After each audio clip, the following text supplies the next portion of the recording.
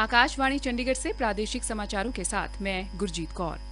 Corona virus के नए स्वरूप ओमिक्रॉन को देखते हुए आपसे अपील है कि सतर्क रहें और पूर्ण टीकाकरण कराएं और 15 से 18 वर्ष के किशोरों सहित अन्य लोगों की टीका लगवाने में मदद करें।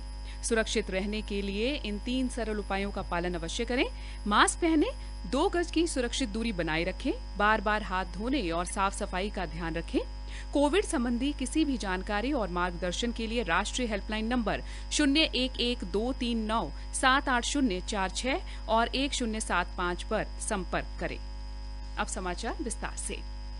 प्रधानमंत्री नरेंद्र मोदी ने युवाओं का आह्वान करते हुए कहा कि सफलता का एकमात्र मंत्र दीर्घकालिक योजना और निरंतर प्रतिबद्धता है। प्रधानमंत्री कल शाम अहमदाबाद के सरदार पटेल स्टेडियम में गुजरात के सबसे बड़े वार्षिक खेल आयोजन खेल महाकुंभ का उद्घाटन करने उपरांत बोल रहे थे।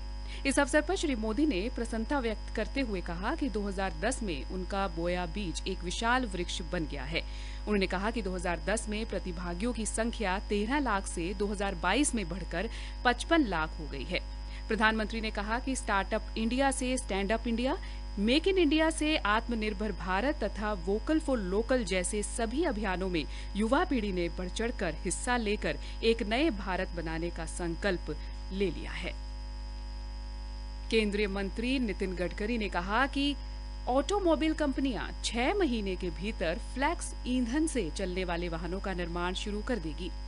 वैश्विक व्यापार सम्मेलन में उन्होंने कहा कि जल्द ही देश में अधिकतर गाड़ियां पूरी तरह एथेनॉल से चलने लगेंगी। फ्लेक्स ईंधन गैसोलीन के साथ मेथनॉल और एथेनॉल के मिश्रण से तैयार किया जाता है। सरकार पेट्रोल, डीजल के स्थान पर अन्य वैकल्पिक ईंधन के उपयोग पर जोर दे रही है। नीति आयोग ने फ्लेक्स ईंधन वाले वाहनों को बाजार में तेजी से उतारने के लिए 2020 से 2025 तक की अवधि के लिए एथेनॉल के मिश्रण वाले ईंधन के उपयोग की विशेष योजना बनाई है।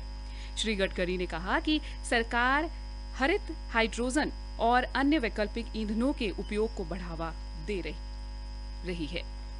देश में मेडिकल की रिक्त स्नातकोत्तर सीटों को भरने के लिए केंद्र सरकार ने राष्ट्रीय परीक्षा बोर्ड को नीट पीजी 2021 की सभी श्रेणियों के कट ऑफ मार्क में 15 परसेंटाइल की कटौती के निर्देश दिए हैं।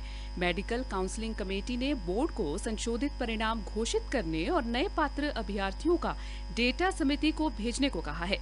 ये निर्णय राष्ट्रीय चिकित्सा आयोग के परामर्श से लिया गया है। अखिल भारतीय और राज्य स्तरों पर 2 दौर की काउंसलिंग के बाद भी 8000 से ज्यादा सीटें खाली हैं। राष्ट्रीय स्नातकोत्तर पात्रता सह प्रवेश परीक्षा स्नातकोत्तर चिकित्सा पाठ्यक्रमों के लिए आयोजित की जाती है।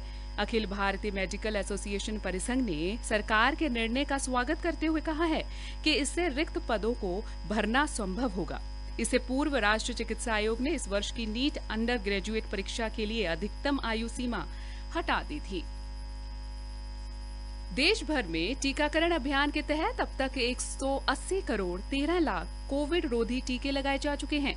केंद्रीय सेहत व परिवार कल्याण मंत्री ने बताया कि कल 20,31,000 वैक्सीन डोज दी गई तथा राष्ट्रीय स्तर पर कोरोना से ठीक होने वाले मरीजों की सुधार दर 98.71% तक पहुंच गई है। पिछले 24 घंटों में देश में 3,116 नए कोविड मामले पाए गए हैं, जबकि 5,000 से ज्यादा कोरोना मरीजों के स्वस्थ होने की खबर मिली है।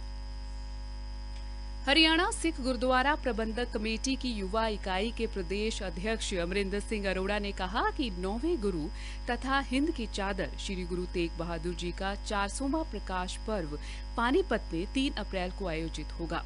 ये प्रकाश पर्व हरियाणा राज्य स्तरीय समारोह के दौरान आयोजित करेगी। इस धार्मिक समारोह में प्रसिद्ध रागियों और कथावाचकों को बुलाया जा रहा है। इस धार्मिक आयोजन को सफल बनाने के लिए मुख्यमंत्री द्वारा एक कमेटी भी गठित की गई है, जो सभी कार्यक्रमों की रूपरेखा तैयार करेगी और इसे भव्य सफल बनाने के लिए कार्य करेगी। करनाल में हरियाणा सिख गुरुद्वारा प्रबंधक कमेटी की एक बैठक को संबोधित करते हुए श्री अरोड़ा ने कहा कि सभी जथेबंदियां संगतों को इस राज्य स्तरीय आयोजन के लिए घर घर जाकर निमंत्रण दें। इसी के साथ ये समाचार बुलेटिन समाप्त हुआ। नमस्कार।